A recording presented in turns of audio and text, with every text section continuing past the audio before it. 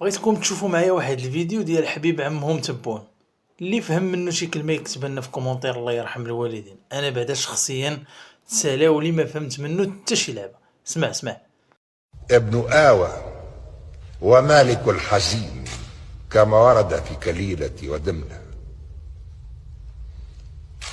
مالك الحزين بقي حزينا وسيبقى حزينا لأنه لم يتعظ بالتاريخ أبدا، وابن آوى يريد أن يلعب الدور الذي تلعبه الحيوانات من هذا الشكل كالثعالب، ليس لديها مكان.